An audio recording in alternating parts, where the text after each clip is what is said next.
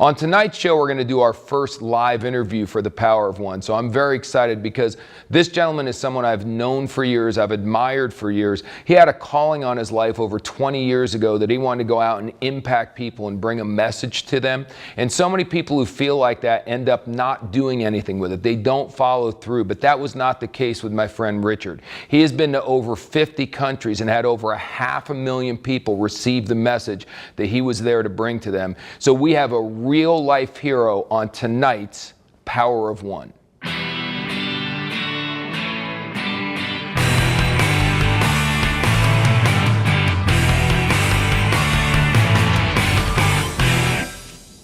It is my great pleasure tonight to introduce you to a very good friend of mine, the one and only Mr. Richard Montez. And Richard has a company called Cornerstone Productions. Is that correct, Richard? That's right. Mark, thank you for having me on your show. It's great to be here with you. Well, it's exciting. And Richard and I are Richard's out of the country out of the United States about 90% of the time or so, something like that. Quite a bit, yeah. Sometimes more than I wish. Yeah, and it's rare for us to get him in the United States, and we had a project that we were working on. We get to see Richard one time a year. He's the director for our show, A View from the Edge, is one of the staple shows that my company does every year. And Richard's been with us since the very beginning. We've never done the show without him. I could never imagine even attempting to do the show without him. So we usually get to see him once a year. But we had another project that we asked him to come into town, and remarkably, because his schedule is more packed than most heads of state, he had a couple of days, so he flew in to help us out here. So we're just honored to have you here, but since you're here, we need to, do a little interview here and let people know who you are and what you're doing. So, So tell me, first of all, how did you start Cornerstone? How did that come about? Sure. Well, actually, it started about the time when I was about 5 years old. It goes that far back. Wow.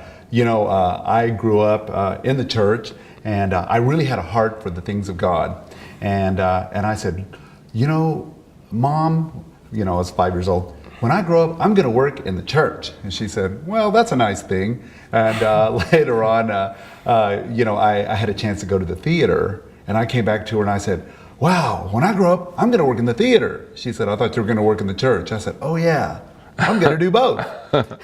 And over the years, the Lord just kind of developed it that I was able to do both. Now I'm in a full-time Christian service working in the area of theater. So God has a way of hearing the prayers even of little kids. That's pretty remarkable stuff. So you literally created your own career, which, I mean, it's not like there was a tremendous, that's not one of the fields that when you go to a guidance counselor, they go, so do you want to go into Christian theater? I mean, that's not no, there's no such animal. Right, exactly. You kind of created it, Absolutely. I mean, in a way. And so what I did is I started off just by acting, and I became a professional singer, dancer, and went on to do a few small roles in some movies, some television, and things like that. But and of course, my main staple was theater. That's where really my heart was, and that's what I enjoyed doing. But then it was after a period of time where I really felt that there was nothing really going on for the church in general. So I wanted to do some Christian theater. And at that time, I really felt like the Lord was urging me to do Christian theater. And I thought, well, who wants Christian theater? Well, now, 25 years later, the whole world wants it. And so I've been able to find a niche where I can go in and just really impact people with something that's a passion in me. Now, I know one of your shows that you've written and produced and direct and everything is The Judgment Seat, correct? Right. Okay, and you do write everything? I mean, tell us a little bit about how this all works. Mm-hmm. Well, I really do a variety of different projects. I've got over 50 different productions that are in my repertoire, but some of them I have written, and then there's others that I will use, for example, like Joseph and the Amazing Technicolor Dreamcoat, which is done by Andrew Lloyd Webber. There's other like Godspell, which is done by Stephen Schwartz, and there's other really great shows that are Broadway shows. That are some that are musicals, like Fiddler on the Roof or Sound of Music, that have a Christian theme to them or a Christian message. but essentially they all have a message about Christianity in them. Okay. Now, I'm not really even just trying to talk about God or pound somebody over the head with a Bible. Rather, I'm trying to push people more towards the things of God. Sometimes in attempting to want to reach out to become a success, we find ourselves venturing away from the things of God. And this is a way of bringing people back toward the things that are important. It's those eternal values that keep us on track ultimately. Yeah, I love it. And that's where you and I kind of hit together with our VIEW training, because what we're trying to do is educate and entertain people at the same time. A lot of people call that edutainment, and that's, I guess you've been doing that for 25 years as well. I mean, entertaining people, but entertaining them with a message and with a reason, trying to bring them back, which... Well, we live in an MTV world today, and everything is visual for everybody. You know, you have computers, you have concerts, you've got internet, you've got games, you've got television, you've just got everything that's visual for you to take in. And yet many people sometimes will just go to church and they'll just hear a message and they're going, I don't get it. I don't see anything, therefore, because that's how they're used to, that's how they're accustomed to getting their values now, through visual stimulation. And if you're only hearing it this way, people find then that message irrelevant. Well, it's not irrelevant. Of course, the power of the message of the gospel is powerful, but we just need to find new ways of bringing it to the people. And that's the beauty of theater, because people not only hear the message, they get to see it as well. They get to see it lived out and played out on stage, and it's powerful. It has an impact on people. Yeah, they say that a lot of people don't ever hear the message because for whatever reason they don't connect with the messenger, and I'm sure that's true in a lot of churches, but with you, the messenger is an entertaining, fun messenger. So the message comes through to people, I would imagine, that wouldn't normally hear it. Now, along those lines, having done this for over 20 years and done 50, how many countries? 53 countries now. Wow. 53 countries. And counting. And how many people did you tell me that you have been able to do what's called an altar call for? Well, what I do is I feel almost like I work more as a missionary, because what I want to do is I want to bring, like I was saying, God to the masses, and this is how I do it, by doing shows. And by bringing a message of what we call salvation to people, we give people an opportunity to know more about the Lord, to come closer to the Lord, and even to make a commitment towards the things of God, so that they'll live out their lives in a more wholesome way. Because it impacts their family, it impacts their relationship with their friends, and of course it impacts them on in the workplace. So this really just betters people. But around the world, I would say that we've seen about 500,000 people, about 500,000 people that have been touched directly by the shows that I do. And since then, we've been able to raise up other groups that are now continuing to do the same thing around the world. We now have a Cornerstone Asia, Cornerstone Africa, Cornerstone Europe, and Cornerstone South America, as well as Cornerstone North America. So I'm seeing like a multiplication factor happen now, where they're able to go and do shows without me now. And I just sometimes I'm just overseeing the process, but they can continue to go and take the shows to different churches, to different groups around the world. So it's probably in the millions now, the people that we're impacting. Wow, that's exciting. I mean, that must be an amazing feeling, because you know, you're doing your work, and I know how hard you work. I know how hard you work when you're with our show. So I know you're passionate about what you do. I mean, just so you know, folks, I mean, Richard will come and do our show, and if the show is over on October 22nd, he's on a plane on the morning of October 23rd. Every once in a while we tried to get him to stay for one day just to hang out with us, but he's winging his way to another country to be able to do a show. So I know you work hard, but just think about the fact that because of this duplication process, you're really creating legacy now, where, I mean, you know, the way it sounds, long after you're no longer here and I'm no longer here, it sounds like Cornerstone will be continuing to go throughout the world and eventually touch tens of millions, if not hundreds of millions of people. Sure, and that's what we're hoping. That's what we're hoping to do. By the way, I think if there was one message I could get across to anybody who's listening today is, you know, this might not be something, they might say, well, I'm not interested in God, I'm not interested in church or anything related to that. I hope that they're able to see past that, because the message, the name of the show is called The Power of One. Right. And I think there's always something you can walk away with that's going to, that you'll be able to take away and say, I can use that in my life. Because it doesn't matter what product it is you're selling. Right. I don't want to be so irreverent to say that the Lord is a product, because he's certainly not. Right. But this is something that I truly believe in. It's a passion. Right. It's a passion that I have in my heart. And so this is, if you want to put it in marketing terms, this is something that I'm selling. I'm Right. bringing to the masses, because I know that my product is going to change lives. And so this is something that I'm passionate about. And I hope that people who are watching your show, Mark, will walk away with that and say, what can I learn from this? Well, and I appreciate you mentioning that, Rich, because, the point of this is, we've had quite an eclectic group here. I mean, a few weeks back, we talked about Howard Stern as a good example of the Power of One. Now, I think you would agree that Howard Stern's core message and Richard's core message are significantly different.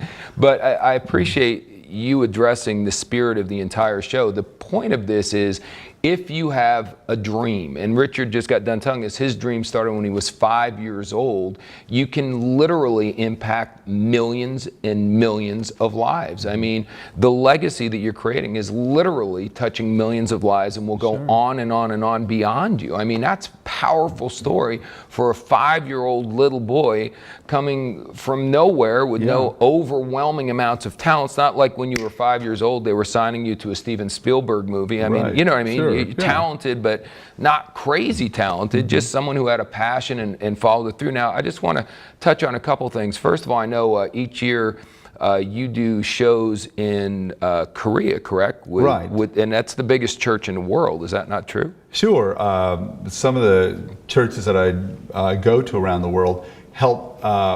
They work with me, they partner with me to produce a large scale production, like a theatrical production. They're not small skits, they're large productions. Right. And but I've even been able to start the drama department for the world's largest church, which is Yoido Church, pastored by Youngi Cho in Seoul, South Korea, that has something like around 875,000 members. They're reaching the 1 million mark now, and they're an amazing church. But we're able to do some large productions there. I mean, things that are like done in Jamshid Olympic Stadium for 65,000 people a night for 10 nights, and huge stages, but they're multi-tiered. But who could ever believe that someone like me could do something like that? And Mark, what I've discovered is that there's 5 words that are the enemy of one, and that's, I can't do this because. Wow, I love it. Everyone has got some reason why they can legitimately say that they are entitled to be a failure. Yep. I can't do anything, I can never do anything with my life because my parents, because my situation, because my culture, because my job, because whatever. I mean, people can always find a reason why you can fail. There's a million reasons why you can fail. Right. But you have to look past that and work past that. I think that one of the most important things that people need to know about my life is that my grandparents came from Mexico, and my parents were very poor. Our only idea of culture was a television set, was Ed Sullivan on Sunday nights. That was my idea of culture. That's all we knew. We knew nothing about theater. My parents had absolutely no money nor the vision for the arts for their children. You know, my dad was an outside laborer. He expected that from his children. Right. Men work outside was my father's belief, and women work inside. Women cook, men work outside. That's right. That was it. It's black and white. Right. And so then here comes this little kid, me, who wants to play the piano. I want to learn to paint. I want to learn to draw. I want to dance. I want to sing. I want to play the guitar. Right. What do you do with this guy? Yeah, you know, right. He's definitely not fitting into the bounds of what my dad believed. And so I had to really start to carve out an education of my own. Yeah. I would go to the public library and start checking out classical records. And I'm 8 years old. Wow. You know, because that's all we had at that time was just records, and I would just listen to the records, and then I would watch television and learn to dance. Wow. Whoever knew that by watching television and watching the way they would do the dances, and in those days we didn't have TiVo, we didn't have VCRs, we didn't have anything. Right. So I would just have to be able to watch a dance once, go to my bedroom and try to figure out how to do that. That's pretty remarkable. And so when I got to college, I was able then to go to a professional audition for Disney. Wow. But I didn't want to dance because I thought I haven't had any dance training, so therefore I'm not an official dancer. Right. Although I'd been dancing in my bedroom for years. Right. And so I was sitting watching the audition, and what they did, they said, "Why don't you come up and audition with us? Everybody else is up here." And I said, "Oh, I'm not a dancer." They said, "No, just come on up and try." So I came up. They showed the routine. I went and sat down. They said, "Aren't you even going to try?" I go, "Well, I've already learned it." You learn the routine, because all these others have been taking years of dance and they're trying to figure it out. And I said, "Yeah, I already did." They said, "Well, why don't you just come on up here and show us?" You know, they were going to get a good laugh out of this. And I came up and I did it perfectly because I've been watching television where, you can only get one chance to watch a routine. Right. Well, now that was ingrained in me. So I just got up there and I did the dance. They were like, all jaws dropped, and they said, "How did you learn to dance like that?" I said, "Well, I've never taken dance." It's such a great. Isn't it amazing? I have to just make the points here because, once again, as Richard said earlier, most people are looking for reasons why not, and here was a kid looking for reasons why. A handicap of the fact that he could only see something on TV. He didn't have his family, like so many families today. My children are in dance class, and they have every ability to go out. But how many kids who are given every opportunity just don't have the passion and desire to do something? Richard, on the other hand, had no advantages, but he had such a strong passion that he was able to go out and create this amazing reality. I'm really enjoying you being here, Richard, because so much of what you're saying that became your success in life, you had to come against all the obstacles, but you still had a burning desire and you still made it happen, which is the whole point of the show, that what one person can do. One person can literally change everything. And the real inspiration for the show, I think I told you this, was that song of Israel Houghton's, The Power of One. Power of One. Where the line in the song says, with hundreds of millions of people believing as one. See, the irony on the way that I look at the power of one is it starts with one person's dream, in this case yours, and it ends up with millions of people believing in the same concept because one person had the guts to step up maybe and go against his father's wishes to figure out ways to get around all your logistical problems of not having the proximity to do this stuff. But that burning desire of the human spirit overcomes everything, and that's just remarkable stuff. Well, real quickly before we finish up here, and we're going to have you come back, because I know one time you got put in jail in Moldova. We've got all kinds of stories. There's a lot of stories that we can talk about. But at least for now, if someone wanted to find out more about you, or if they wanted to even make a donation to your ministry, what's a website that they can go to? Thank you for asking. My ministry is called Cornerstone Arts. That's the travel side of the ministry, and it's called Cornerstone Arts. And they can go to www.cornerstonearts.com. Okay. Or they can find me on youtube.com/cornerstonearts.